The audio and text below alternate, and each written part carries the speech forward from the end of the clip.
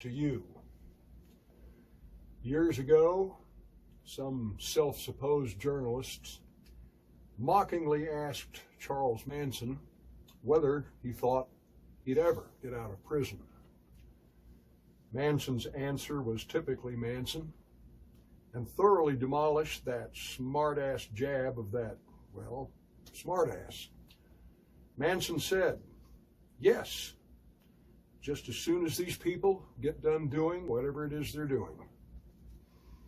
Well, they never did get done with whatever it was they were doing, and they still have not. Which brings up the question, exactly what is it that they are and have been doing that they can't seem to get done with? I will tell you. They're busy at work building, establishing the world that God is impatiently waiting to knock down. He waits for it, just as he said he would be doing in the book of Ezekiel. Anyone in touch with any kind of news, even that of the enemy media, has got to know that it is with maximum fury the enemy system is and has been going after what it terms white nationalism. That as far as the enemy media and the enemy system, both one and the same, label as threat number one, their own target number one. And in the Bible, it also says that Satan is full of wrath because he senses his time is short. Make no mistake about it. We are living in the age of Satan. We are existing under the satanic system. Never doubt it. What does that name mean? It can be translated to mean either the accuser or the adversary.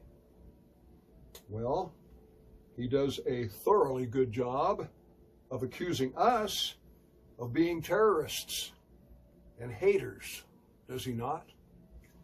And what is it that he clearly is adverse to? Anything and everything belonging to white, Western, Christian civilization.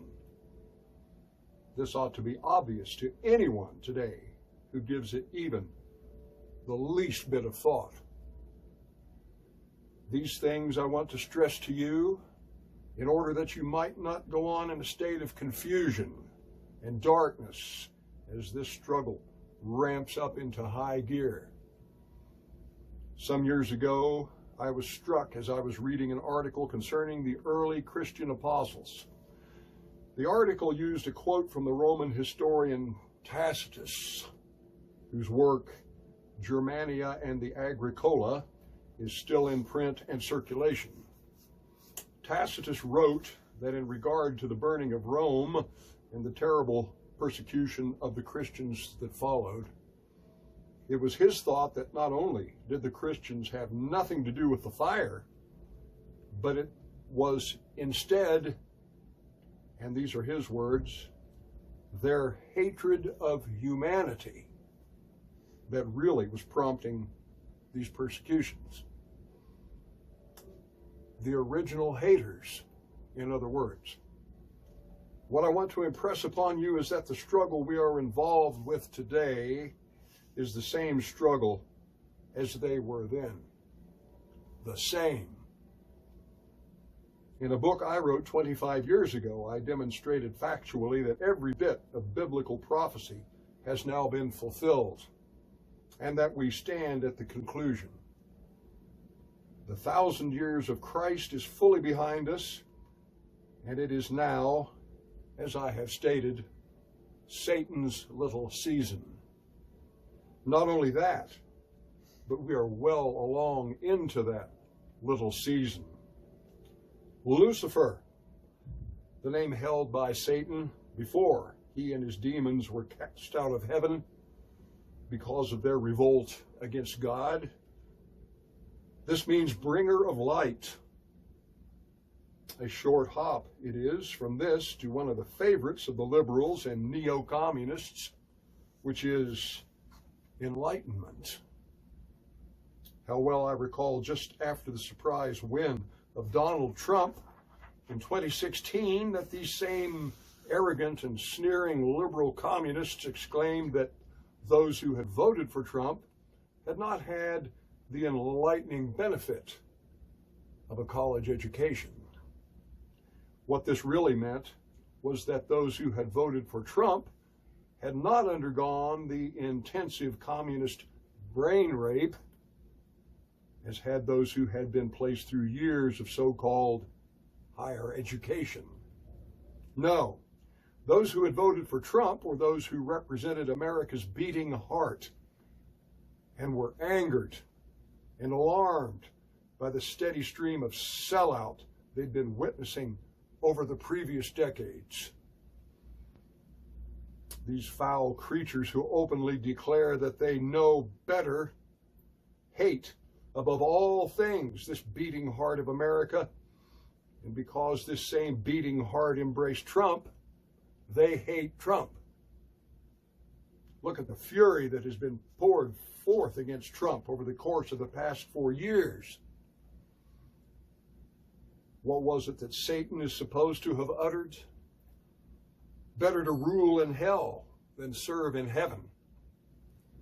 This land of ours, along with every other white land, is being or has been turned into a living hell by these same demonic types, and all of it according to an equally demonic agenda based primarily upon the biggest of all big lies, that of the supposed equality among human types. We need not fall into the trap of discussing such things as white supremacy. No, it is only that each race developed in isolation went on to produce its own culture and values and to pursue its own unique destiny. All of this was most obviously ordained by God Himself. And today, it is their greatest, most highly exalted ideal, which is that they call diversity. The Bible calls this same phenomenon confusion of face. I must briefly examine two of the most overworked yet least understood terms in the English language: good and evil. These have become reduced to purely subjective name-calling weapons without real meaning any longer. But I saw that once they have been demystified, they come down to this: good represents clarity, while evil represents confusion. This applies to all things, from the keeping of the truth to the telling of lies, from keeping your society and your culture wholesome and natural to allowing it to become poisoned and polluted, from being in full charge over yourselves to permitting, as the Bible states it, strangers to be in positions of authority over you. And from, once more as the Bible states, keeping the holy seed holy to mingling the holy seed through lust and miscegenation. I ask you, what today is this satanic system pushing the hardest for? We already have a world that is communistic, unnatural, and satanic. God merely awaits this condition to become more settled in as the new normal, and for its symptoms to become so universal that it is a total affront to Him before He moves suddenly to erase it, just as in the days of Noah. Stand up and be counted. No, this is not a call to our people. It is a call from John in Revelation to all of those filthy ones to keep on being filthy still.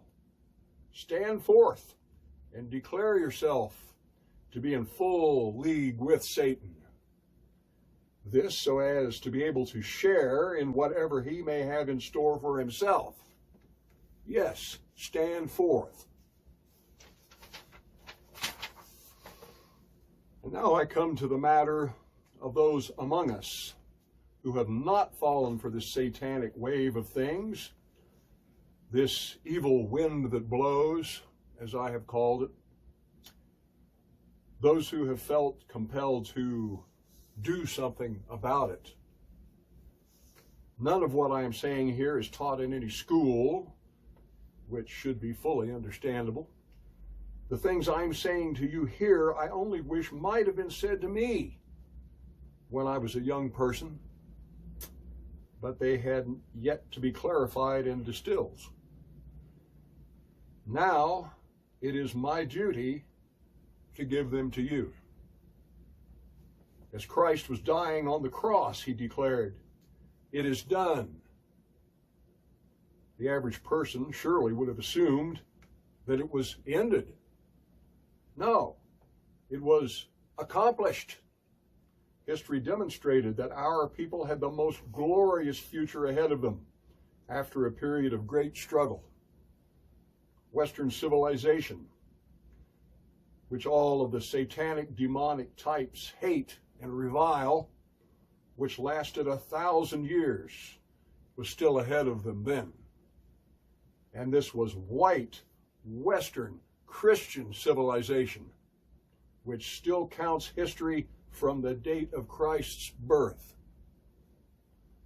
But by the end of the 18th century, the forces of so-called enlightenment had crept in and begun their dirty work of spreading not truth, but confusion. Choices for you to make.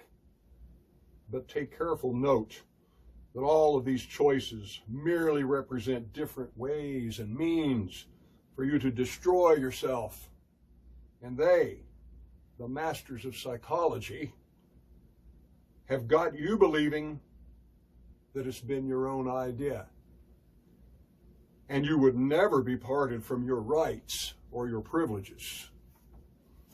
This move toward so-called democracy, or what I have termed managed confusion, over the centuries has been nothing more than a move on the part of the satanic demonic forces to overturn the godly order, and thus to render God's people helpless and at the mercy of their enemies.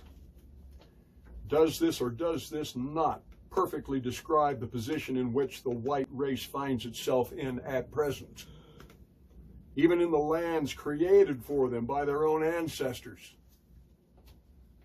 We've done this to ourselves.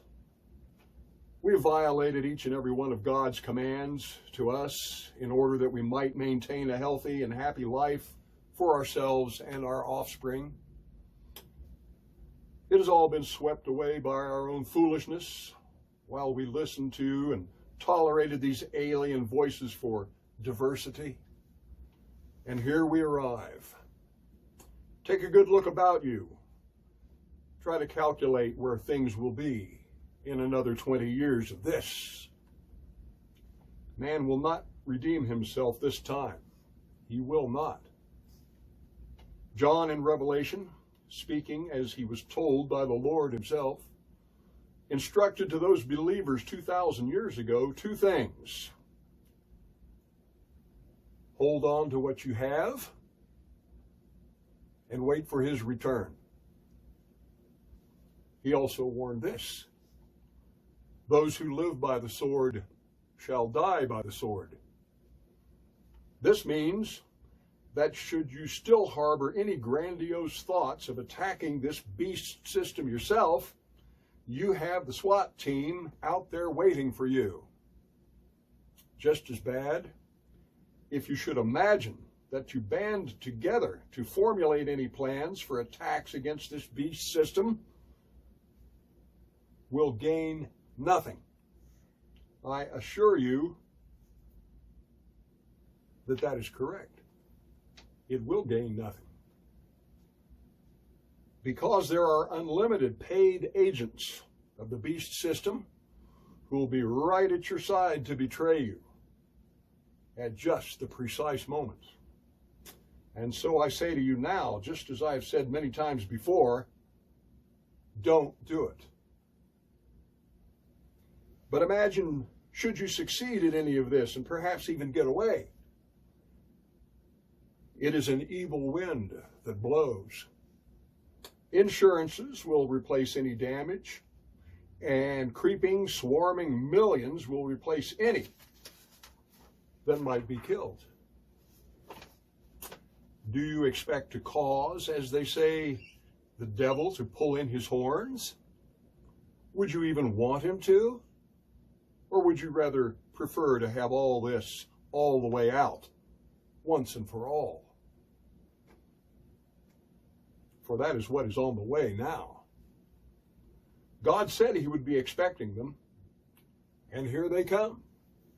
They are frantically building the edifice God awaits to strike down. Let them, for they cannot be prevented. I've long said that if one holds 100% of all power, and yet it is no good, then the writing is plainly on the wall, that their efforts have been foredoomed. Take a good look around and tell me if this is not so at present. It is rotting away at an ever-increasing rate due to its own evil nature. They already have a police state in force trying to hold it together. And what? Half of the population guarding the other half? It'll never get there.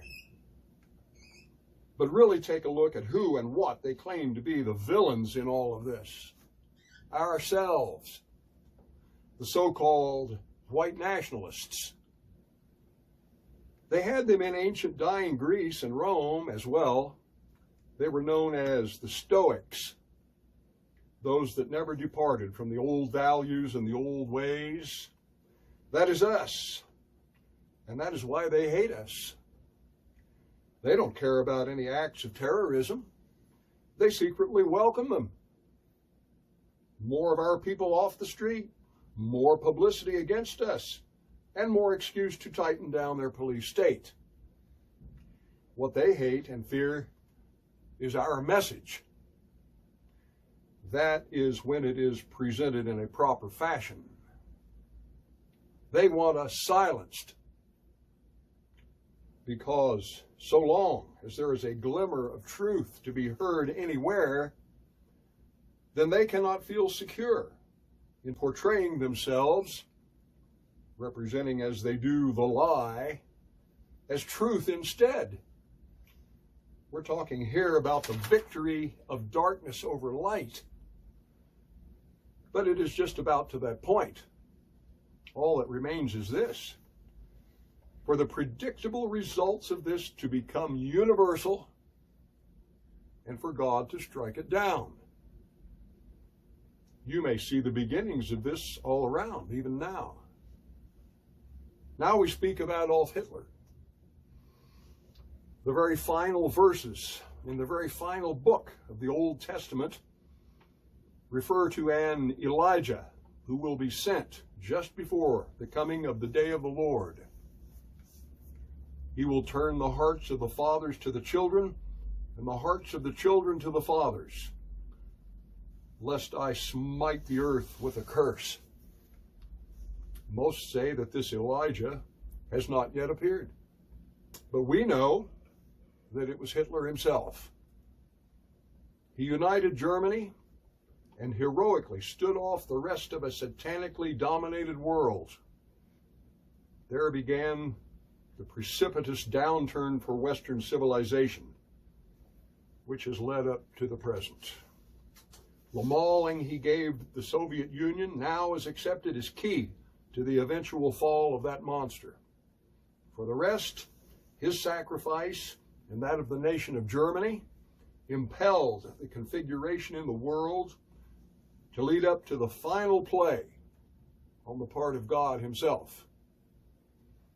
Hitler's final recorded words given to his valet, Heinz Linge, minutes before his own death, when asked by Linge, "Who will we fight for now?" Hitler responded, "For the coming man." Since that moment, this has been God's fight entirely. At that moment, just as at the cross, it was done. The individual must know this. What is going to happen is going to happen, with or without us.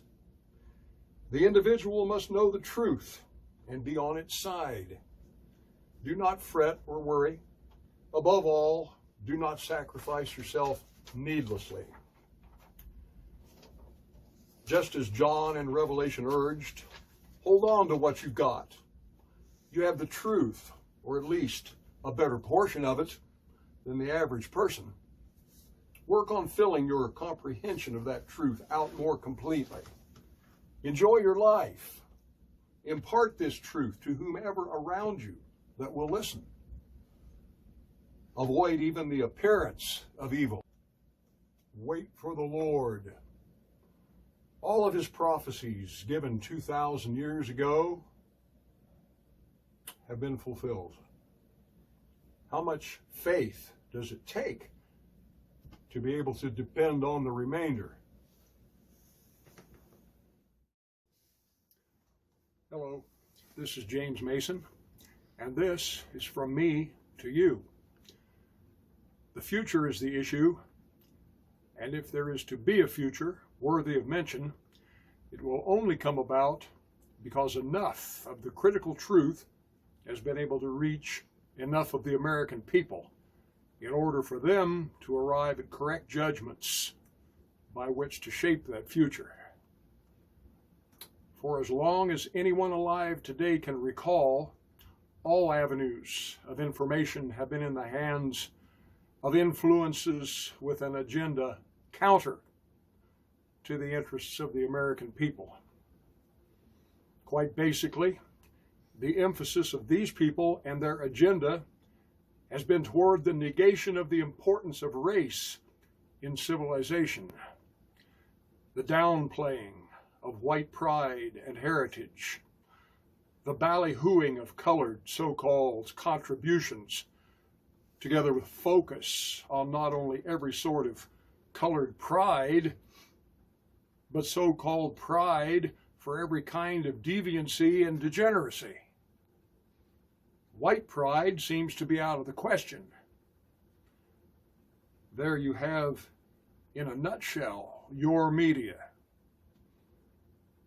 The push of all this misinformation has always been toward the expressed goal of our racial enemies, those who took care to monopolize the media generations ago, of the interbreeding of all races and the resultant creation of a mulatto population, a brown population, in other words, no whites. One term for such a goal as this would be genocide.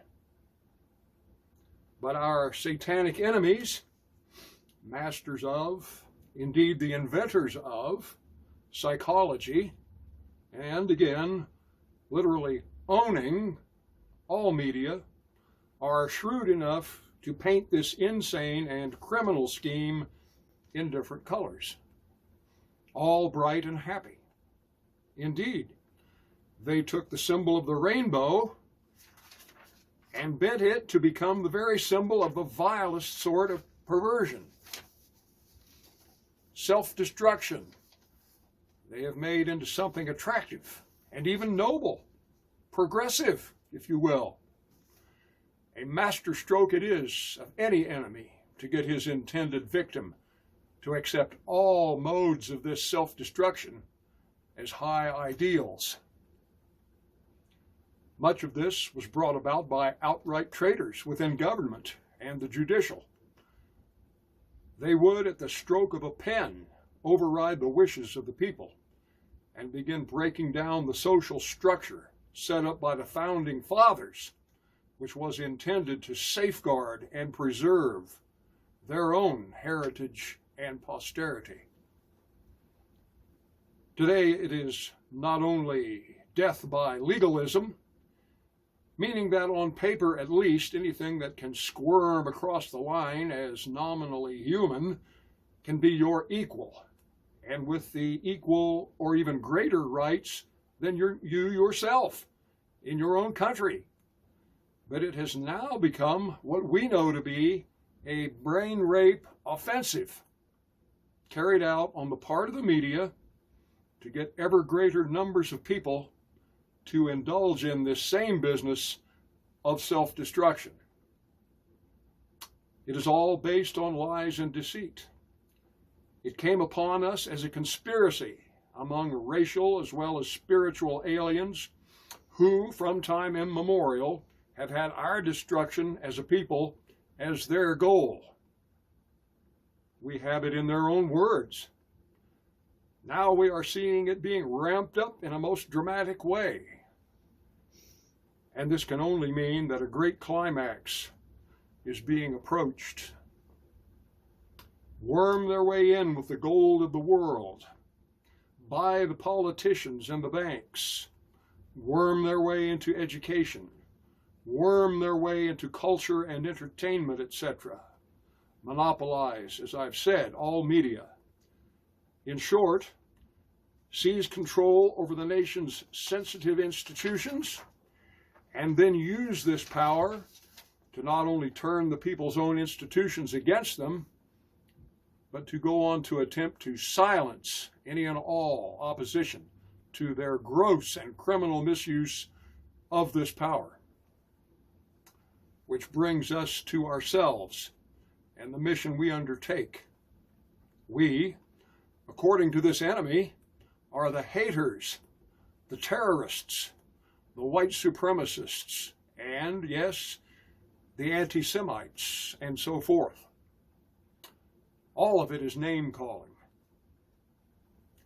With the advent of the internet, we found a new voice by which to reach our people with our message of truth and of warning after having had all other previous modes of communication virtually removed from us. It is the ancient principle of the lie not being able to tolerate the presence of any amount of truth being present. For as long as there is being represented anywhere the actual truth, then the lie cannot feel entirely safe in passing itself as truth. With this in mind, the enemy has tried everything it can manage to deny from us this newly found use of the internet. One after the other, these various providers are approached and intimidated into dropping our broadcasts. But not all will bow to these threats. We have found some, and we will go on to find more of them. Here today, I am proud and happy to appear before you once again and bring to you more of the truth which this enemy of ours has determined that you shall not be permitted to hear. For me, few things could bring greater pleasure than to be able to boldly defy, to literally spit in the face of such a foul and black-handed foe as the one we confront. This enemy of the truth is at the same time the enemy of all that is pure and decent, that which is worthy of and the only source from which can emerge a better future. We must not mince our words here. We must be clear, just as the enemy is deceitful, and state that that source for a great future can only be the white race, which has been liberated from its present bonds of lies and distortions, from the manipulations of the age-old world enemy, the Jews and their machinations, and released from the deadly danger it now faces in its own lands, which this same enemy is flooding with colored aliens. There will be renewed white awareness, white solidarity, white pride. There will be a great cleansing of white culture. There will be renewed interest in white heritage, the most fabulous in all the world. There will be a return to good government and sound institutions that will serve and promote the well-being of the people and no longer be merely tools in the hands of our enemy. And all of this will come about through the truth. Let therefore the enemy try to silence us. By so doing, he exposes himself for exactly what he is, Satan himself.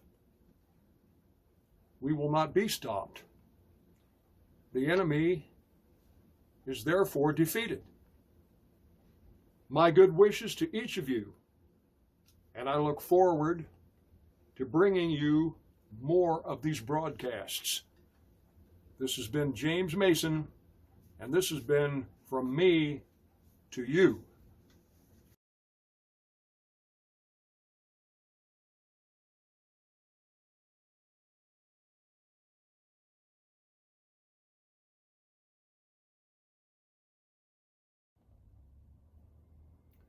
Hello, this is James Mason again, and this is From Me to You. I believe it was Victor Hugo who was quoted as saying, "There is no power greater on earth than that of an idea whose time has come." This may seem like a rather odd way of entering upon the subject of so-called accelerationism, but in fact, it is the only way in which this new term, which has been sprung upon us by the media, may be understood. Accelerate, to speed up. We, what the media refers to as white nationalists or white supremacists, are accused of attempting to provoke an armed white revolt in this land, as well as in all other white lands, where enemy, alien regimes of occupation have long since been in power, and which are now doing their own best at ruining and destroying the white fabric of these nations.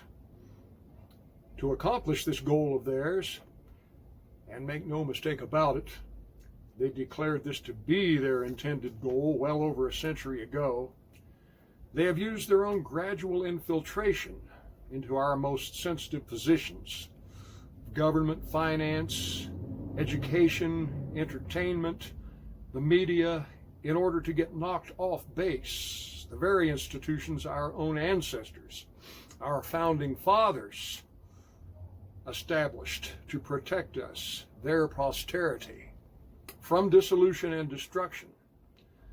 This occupying enemy now openly declares this land, this people, and its own values and basis to be or to have been racist.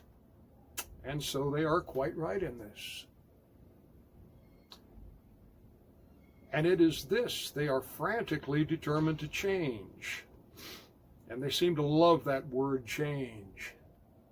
But I would ask, change from what and into what?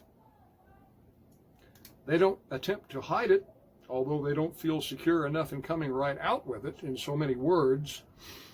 In short, it is their purpose to change this land from a white land and into a colored mulatto land.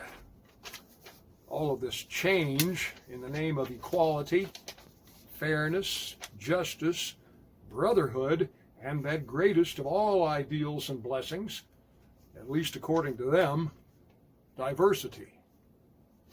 Naturally, they would choose terms that sound innocent and innocuous, if not downright high-minded and, again, idealistic. This is the old game of the really disciplined and committed communists.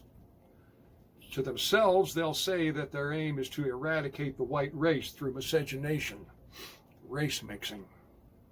But because they are a conspiracy and there aren't enough of these hard-shell conspirators to handle the job at hand, they must rely upon dupes to do most of the actual shovel work. And it is for the purpose of duping feather-brained whites to help them in this destruction of their own people that they rely upon these blurbs and these catchwords. I assure you that if we were any sort of a united people, fully aware of ourselves and committed to our own destiny, such a conspiracy would be an impossibility. But we are not, and we have not been for a very long time. Before there was accelerationism, there had to be gradualism. You do not take a great and healthy people and turn them into a ragtag of dopers, deviants, and race mixers overnight. To try it would risk a sudden general revolt, which could and should erase forever the threat of a burrowing enemy within their midst, secretly working toward their destruction as a people. Christ told his apostles that if one wants to spoil a strong man's house, he must first bind that strong man. We, the whites of this planet, are that strong man. And yet, we are bound helplessly as a people by these internal enemies who have been at work all these many decades against us, and doing so from within our very own institutions. I tell you this, if our people were to awaken, if the scales could be lifted from their eyes, and if they could find their unity once more, then this terrible nightmare and this awful oppression could be overthrown practically overnight. The enemy fully knows this, and it is this which he fears most. And that is why we are so madly attacked today in the present by this same enemy who controls the government, who controls the media, who controls education. The enemy, according to this alien occupying force, is white nationalism and white supremacy. But note that the operative word is white. According to this enemy occupier, it is we who are the proponents of so-called accelerationism, trying to start something, as it were. There have been revolts in the past throughout history on the part of the oppressed, which have been successful at restoring the people's freedom. The American Revolution could be seen as a prime example of this very thing. But I pointed out long ago that the King of England, no matter what else he might have been, did not represent absolute evil the way this alien occupier does here today. I have stated and will continue to state that it is an evil wind that blows at present all across the world. But this evil wind has as its target the white lands, the white people of this world. This is our concern. On one level, the goal of a mulatto world may be what the mega businessmen picture as the perfect slave world. But it goes deeper than that, far deeper, in that the awarenesses of those at the center, at the core of this move toward a brown planet. The Old Testament is rife with the tales of the dangers and the close calls faced by the ancient Israelites, surrounded as they were by numerous alien peoples who sought their destruction. And I would point out to you here and now that it was and it remains we, the whites of the world, who were and who are the beloved of God. If you study the Old Testament, you'll see that no alien military power could take us down. It is the same today, just as it was then. And no one realizes this better than the enemy himself. What brought down ancient Israel, as well as ancient Egypt, ancient Greece, and ancient Rome, was their falling for the culture and the ways of those foreign races around them, which, in many cases, they had imported within their own boundaries as slaves, and then freed, made citizens of, and then interbred with. King David once lamented that, if the foundations be destroyed, what can the righteous do? Much later, observers put it another way, that if the yeomanry be destroyed, there no longer is any nation. What is being said in both cases is that the broad masses are what represents any nation. Yes, there are nominal whites still remaining in Egypt, in Israel, in Greece, and in Rome. But the masses have all succumbed to miscegenation, and therefore these places are long since shot as having any present or any future. They'll never reach out for the stars where our fathers first came from when they colonized this planet. And whose work is this? Whose work could it be other than Satan? Lust and proximity. The former term as old as the Bible itself. The latter I have included. But yet there's one more, much more modern term to be put into play here, and that term is redlining. Placed on a crash course according to some alien agenda for implementation in the shortest possible time. The biggest trick of the big liars is to call their opponents what they are themselves. And by this I mean accelerationists. St. Paul addressed one audience by saying that all of this fall of civilizations business had heretofore been something that God had winked at. By that he meant that it came as a matter of accident, by natural course, again through what I have called lust and proximity. But Paul went on to stress that the time now had come to take better care and to not permit this to take place any longer. And that, my friends, is what early Christianity was truly all about.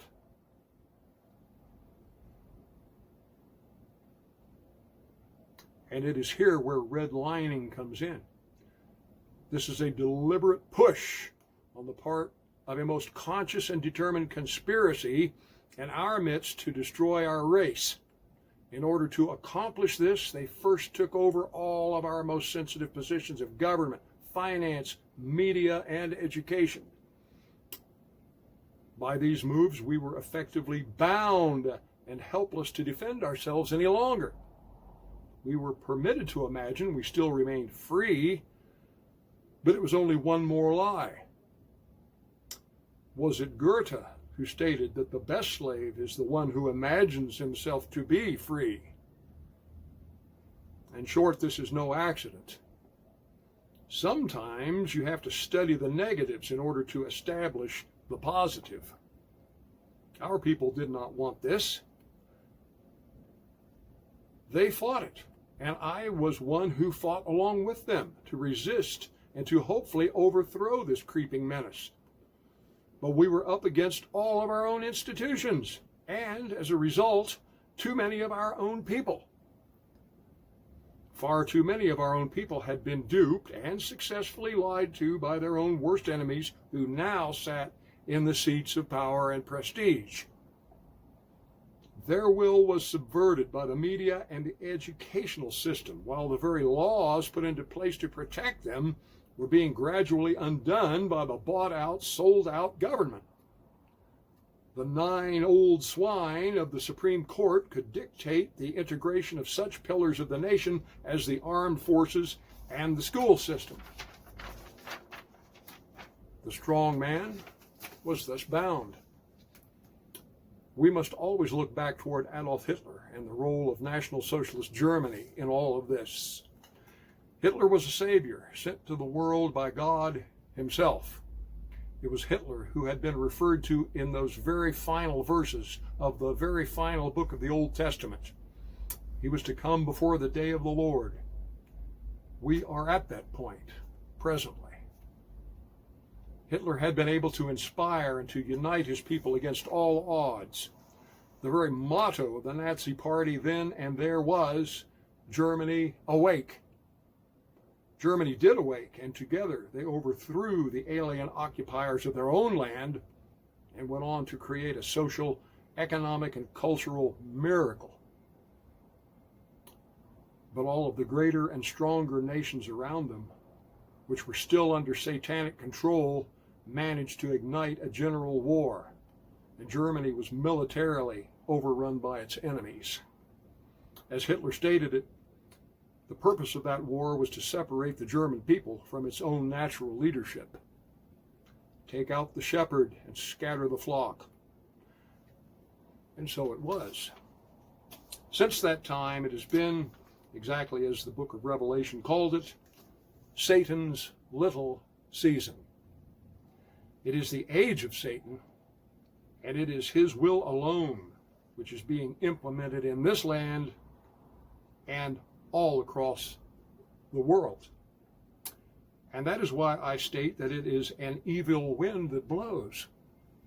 The individual has got to come to a full comprehension of this. Accelerationism once more. About a year ago, I warned my listeners to be braced for a full-on media onslaught for the purpose of greatly increasing race mixing. Whether in the programming or in the commercials, this push was now to be dramatically accelerated. And so it has been. No one can claim accident here. It is deliberate. The purpose is obvious. But the Bible also stated, most reassuringly, that Satan is filled with wrath because he senses that his time is short. Take careful note of the wrath with which this satanic system attacks ourselves, the white nationalists and the white supremacists. He knows, and anyone with any real intelligence ought to know, that a great climax is fast being approached. As they say, the center cannot hold. This mess they have made of what had once been a fine culture and society cannot hold. Is already well into a police state just for the purpose of holding it together. That, we call it as it is, makes us the enemy. It is going to hell. It's already in hell, for don't forget, hell has more than one level. Our websites are taken down as fast as they go up. This enemy is more afraid of the truth than of anything else. Freedom of speech be damned as far as they are concerned. Take note. Only the day of this writing I was informed of yet one more ploy on the part of this enemy, as old as dictatorship and oppression have been around, that of the agent provocateur. Back in the 60s, we used to call the FBI the Federal Bureau of Instigation. That was when we weren't calling them the Funny Bunnies Incorporated. As in countless numbers of earlier cases, a police agent was sent into some pro-white group to whisper and to make suggestions that certain illegal actions needed to be taken in order to do something about the deplorable situation in the land. Preparations were made and things set off, only to be intercepted by the waiting police. Nothing served except the purposes of the enemy. This is ages old. And it has got to stop now. I have told you and I've told you, do not listen to talk of illegality. Do not engage in conspiracies of illegality. These come from only two sources, either plain idiots or from police agents. Either way, the ending for you is the same. But I've also always emphasized that should any racialist, idealist feel duty and honor bound to take direct action against this enemy system, then he must undertake it alone, in total secrecy, never breathing a word of it to anyone, ever, past, present, or future. And for the love of God, don't post it on the internet. This may seem like a fresh phenomenon, but it is as ancient as mankind itself. Simply do not make threats. Do not declare your intentions. If they are seen to be illegal, what does it aid but the enemy? But I will reiterate that it is an evil wind that blows, and that what is going to happen with or without us. The individual has also got to come to a comprehension of this. The best anyone can do is be aware of the greater truth. Be on the side of that truth and do his best to impart that truth in a proper and intelligent manner to as many of his fellows as he can. Apart from that, we all await the climax. Satan's little season is short, and he senses it. Watch with a smile and a laugh as he jumps up and down, even as his monstrous, mutated creation continues to fall apart. But be careful as he continues to tag ourselves as the cause of this collapse, because that's what he's going to continue with until the final end comes. And by this I mean, do not fall into any of his awaiting traps. We are in no way the accelerationists. This unholy mess now has achieved a mind of its own and is out of the control of anyone. We need not lift a finger to alter its timing one way or the other. It is rotten, it is dying, and it will collapse. This I assure you. For what it's worth to anyone, it has long carried my own curse. As I was leaving the place of my birth for the last time, I placed upon the entire rotten edifice this curse. Let its own evil now consume it. This is James Mason again, and this has been From Me to You.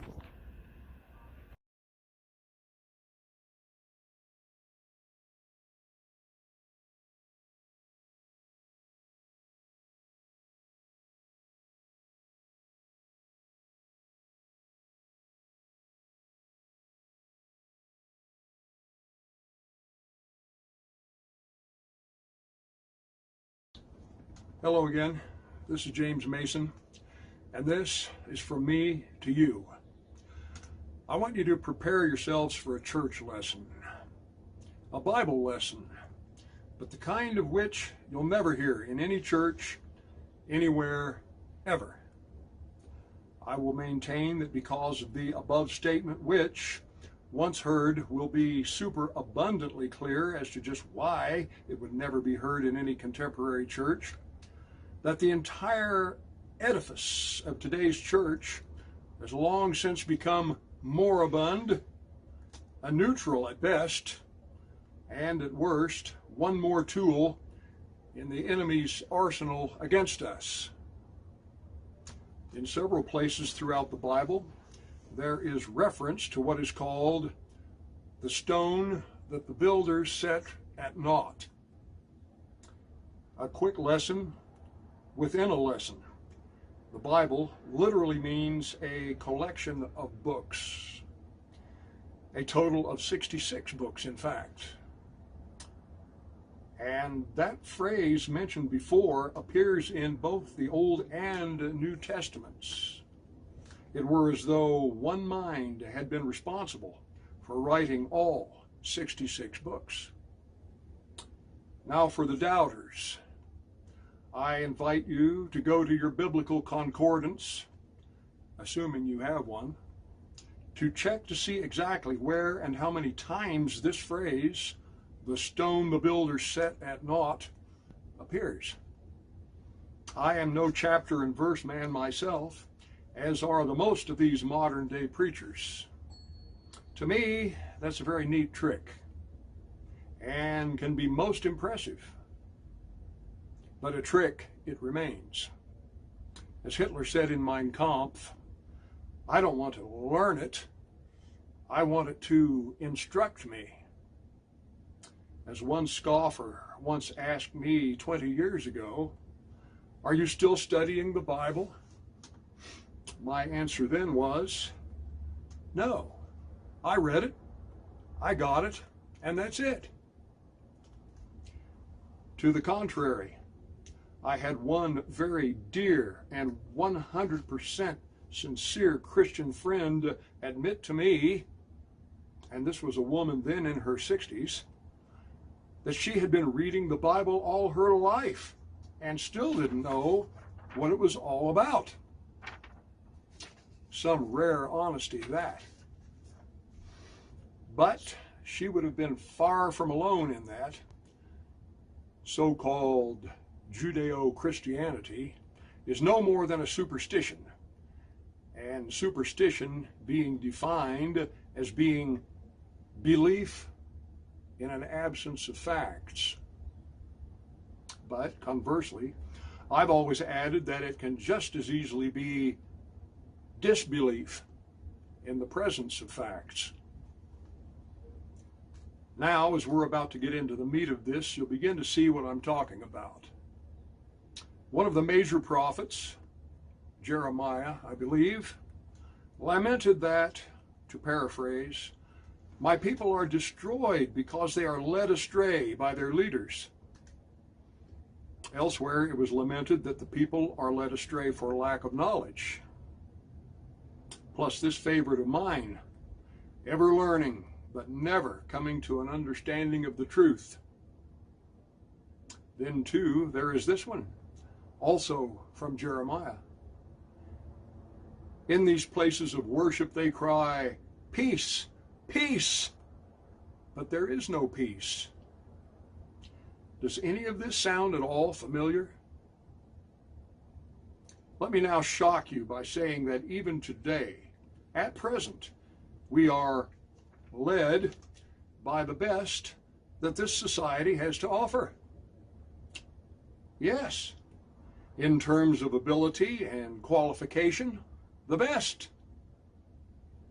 And to further shock and upset you, this could even go so far as to include colored citizens within our midst. But then also, Jesus once commented to these very same types in his world, you have the letter of the law, but not the spirit of the law. All the difference in the world. I have said recently that we as a people are now facing death by legalism. It is no exaggeration. How can this be? It always comes back around to that stone that the builders set at naught. What does it actually refer to? It refers to the cornerstone of any social, political, or governmental institution, without which the entire structure is foredoomed to failure and collapse. All right then, we have a cornerstone, an allegorical reference. Then to what precisely does this refer? One has got to see and realize that the Bible is directed only to Israel, and that only the white race represents Israel in today's world, and forever, in the past and future. The commandments and the admonitions from God to Israel, which translates to mean a prince ruling with God, are laden with warnings against mingling the holy seed, and with regard to surrounding peoples, to not taking or giving with their sons or daughters in marriage. What can any of this mean other than a warning against the mixing of the races? The rulers of ancient Israel gradually forgot about this, or else they foolishly assumed that by some stroke of the pen, thus giving citizenship to some racial outlander, all was equal. Do not these preachers of today say the same thing? That if one only believes in their particular superstition, then all is equal and perfectly fine for intermarriage. This is what caused the death of ancient Israel, and it is what is causing the death of Western civilization in the present. So then it becomes obvious that the stone that the builders set at naught was and is the racial component. No matter how smart, talented, or clever you may be, regardless how many sheepskins or diplomas you may have on your wall, if you are neglecting the racial factor of things, then everything you are going about possesses that proverbial feet of clay and is based in that proverbial sand. Don't we see it all about us today? It was none other than Adolf Hitler, the man this world hates the most, who first brought forth the racial state in Germany in 1933. And the satanically controlled world went to war to go and take out this new state, lest its lesson and its example become a beacon for the rest of the white world to redeem itself.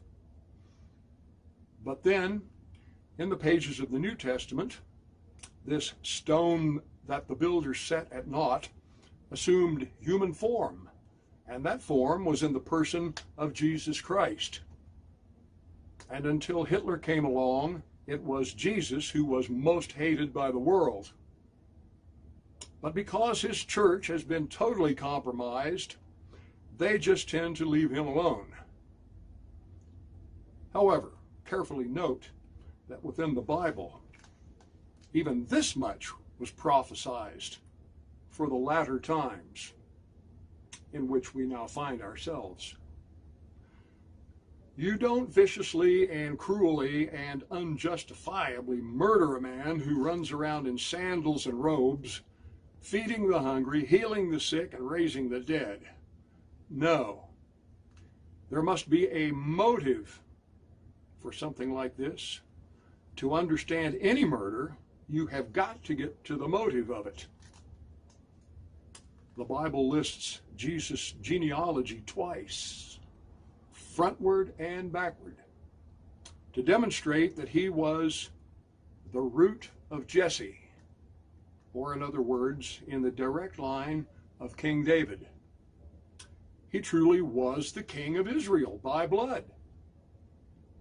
But ancient Israel had permitted itself to have become so displaced that the conquering Romans, being the great democrats that they were, appointed by popularity racially Jewish overlords, the Herodian kings. The Bible warned us never to place in power over us any racial stranger. What are we seeing these days in positions of power, and even lately in the office of president? The percentage of true Israel there and then had fallen to about 30% of the total. The rest we would know as racial Jews. Jesus, in his 3-year ministry on earth, spoke to these remaining people, his flock, by means of parables, with the intent that they would hear his words, whereas the same words would fly over the heads of the racial aliens. But basically no one was kidding anyone. The Jews knew what he was about, and they. The object was not to provide them with a legalistic excuse to shut him down. The Gospels are rife with the tales of these sly Jews dogging him down the street, trying to trip him up in his own words. Does any of this sound the least bit familiar today? Finally, the Jews felt they had no choice but to step outside the law and go for a straight lynching. Once again, the Romans opted to appease the masses and let it go forward. This much, that which followed, is fairly well known. But again, I say that minus the significance of what led up to it, there's very little lesson to be learned here. The powers that be are fully content to leave it just that way. Then to the sign of the cross. I have, and I know we all have witnessed the absolute scum of the earth, even porn stars in the midst of the very act wearing crucifixes. This demonstrates most definitely how the meaning of something can become totally lost. The church, since practically forever, has pointed to Christ's resurrection as being the basis for this ongoing symbolism. One thing is certain, and that is something took place at his death, which propelled his apostles to go and spread the word to the lost sheep of the house of Israel, who now were mainly ensconced in Europe, and to defy even the threat of torture and death to have this accomplished. But I rather tend to go with the taking of the actual murder weapon itself, the instrument of torture and shame, and having it as our own symbol of triumph over the very conspirators who imagined that by this violent and criminal act they had solved this problem of renewed white awareness once and for all. But history tells the rest. But now we have come to that great, as the Bible itself says, falling away and the new age of apostasy. Any real wonder what with the watered down and superstitious, virtually worthless message propounded by these churches today? But then also we have Adolf Hitler, that Elijah who was promised to come just ahead of the dark and dreadful day of the Lord. Dark and dreadful to all those who stand against the Lord and the way of the godlike and natural specialization of species, and who push for mongrelization and confusion. Those elements which have always been responsible for the death and elimination of every high civilization. And though they may have neutralized the symbol of the cross, this they have not achieved with the symbol of the swastika. As George Lincoln Rockwell stated, this New Age vampire still cringes and will fly into a rage at the sight of this new cross. But in complete truth, the sign of the swastika is at least as old, if not older, than the sign of the cross. It is the Hakenkreuz, in German, the hooked cross. This all-powerful enemy which we face today is the same enemy that has existed in the world from the dawn of time. It represents everything that is evil, but it holds all power at present. The best minds are energetically working for it. And even as the Bible states, the minions of this evil force will kill each one of us, thinking that it is they who are doing the work of the Lord. I know that each of you has seen and felt this. But it also is they who not only are lacking the stone that the builders set at naught, but who are actively suppressing it and persecuting those who represent it. It is the age-old struggle. And because of this reality, this evil edifice we are all trapped within today is doomed to fall. Indeed, we are able to witness its collapse more and more each day. Do not fall with it. Do not be part of it. Be aware. And so now hopefully you are better able to see and understand exactly what the end will represent and why.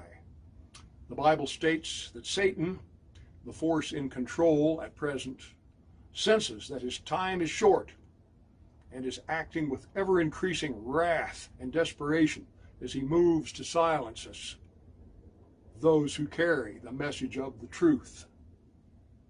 So it is critical to the individual, as well as to the rest, that we hold forth with this message of truth unto the end. And that end isn't far off. This has been James Mason, and this has been from me to you.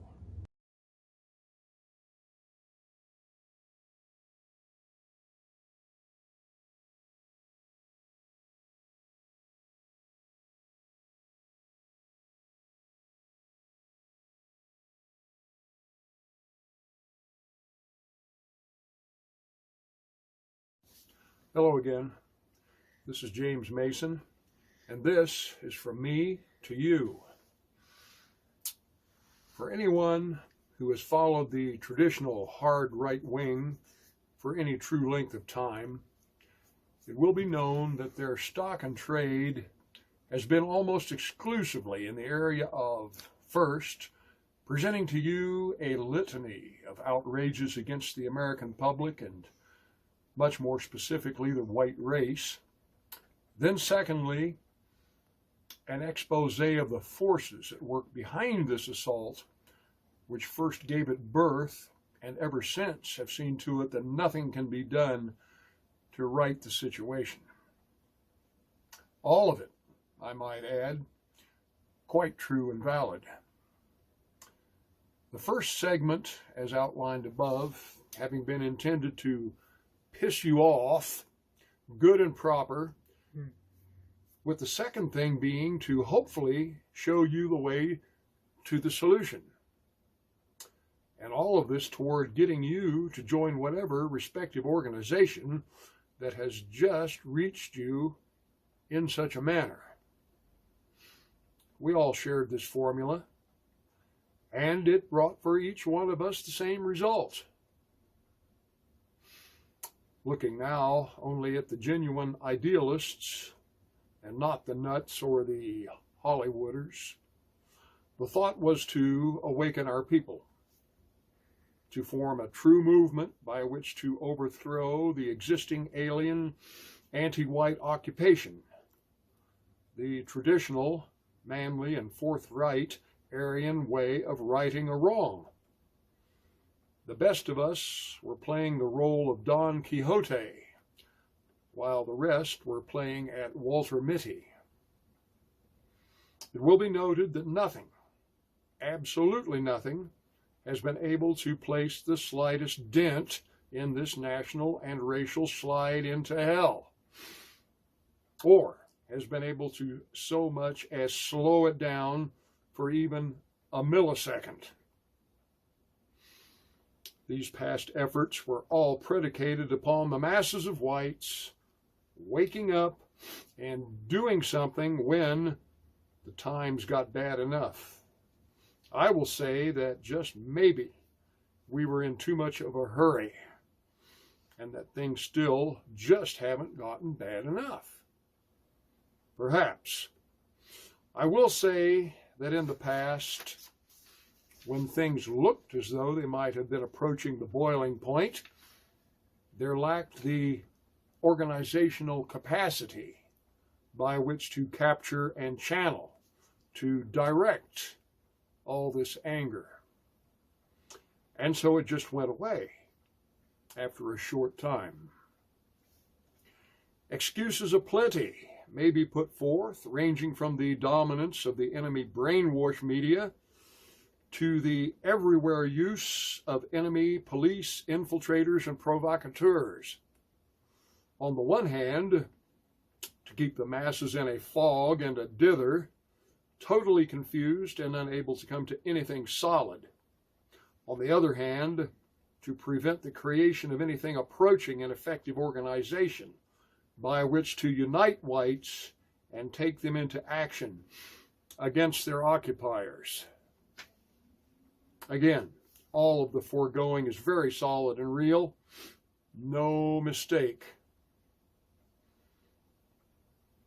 Most who involve themselves in white outfits when confronted by what I have just outlined, do not last very long and will drop out in disillusionment. And this is not to overlook those among us who went on to make their daring strikes against the same enemy in total dedication and who paid the ultimate price for it. And still, this evil wind that I speak about continues to blow unaffectedly. The appropriate lessons aren't being learned. The 18-month syndrome, the revolving door, or worse, the lives crushed and ruined. Still they'll try. And my own message to them has been and will remain. At least be smart about it and make it count. Don't throw yourselves and your efforts away in vain. I've been around for a little while and have jumped my share of hurdles. These have ranged from joining a formal outfit, paying the dues, getting all uniformed up, and going out on demonstrations, and trusting that all of this would soon enough yield results, all the way to stepping outside the law and subsequently being jailed for it, and on to starting my own group and swearing that the same old mistakes were not going to be made here, only to be undone later by those very ones who quickly came into the effort to help out. But to my credit, I never stopped learning throughout it all. No hard-won lessons were ever lost on me. Someone once said that it had to be precept upon precept. After all, this sort of thing isn't taught in any school. What we face at present, and ever since the end of the Second World War, is nothing new.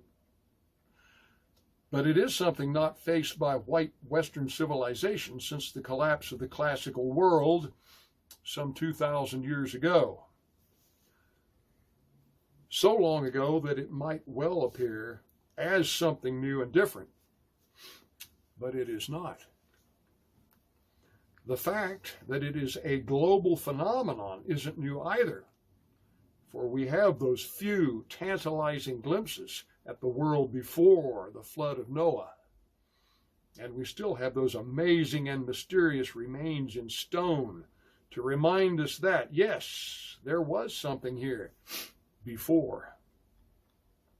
The only thing which is new that I have been able to identify is that all this trend to death and destruction is according to deliberate agenda, and has been by the holders of that agenda, who also have taken all power for themselves, positively red-lined and given the absolute rush treatment, where before things of this nature, and specifically the mixing of the races, had taken place very gradually, practically by accident, over great periods of time. One great lesson to learn is to always be on the lookout for that which is new and different. The above is that great, new, and different. That it is this, and that it is global, plus that no real opposition can be formed against it, can only be taken to mean one thing: that we have arrived at last at that great climax spoken of in so many texts, in so many ways, from before the foundation of the earth. That is a line from out of the Bible. It can refer to an historical occurrence, or it can refer